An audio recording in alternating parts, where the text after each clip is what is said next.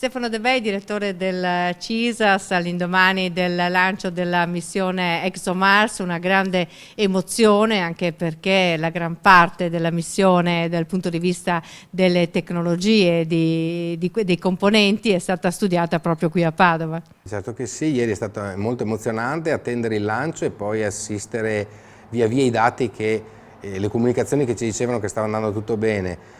Un'emozione intensa e sappiamo che ExoMars è a leadership italiana, soprattutto per il modulo che atterrerà su Marte nominalmente il 19 ottobre 2016. Allora, qui diciamo che lo conoscete molto bene, il modulo, ci avete lavorato a lungo. Sì, su questo modulo noi abbiamo messo a bordo uno strumento che si chiama DREAMS, che è un esperimento integrato di 6 sensori per misurare le proprietà atmosferiche, pressione, temperatura, umidità e velocità dell'aria, l'opacità e capire quindi la polverosità e le nubi di Marte e uno strumento per misurare le cariche elettrostatiche.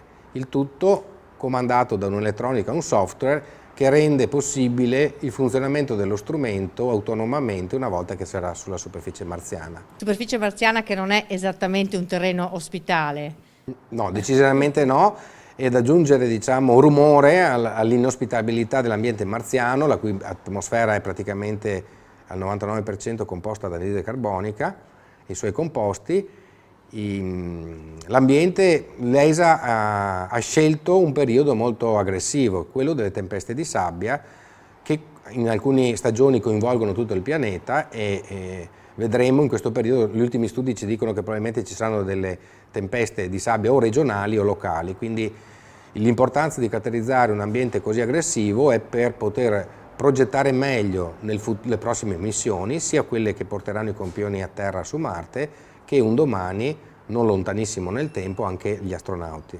Sicuramente quella che viene chiamata 2018, e in quel caso ci sarà un lander che ci rimane un anno marziano, ossia 2 anni terrestri, e lì sarà possibile fare effettivamente una previsione meteorologica. Speriamo di essere a bordo con DREAMS 2, la vendetta, anche nel 2018.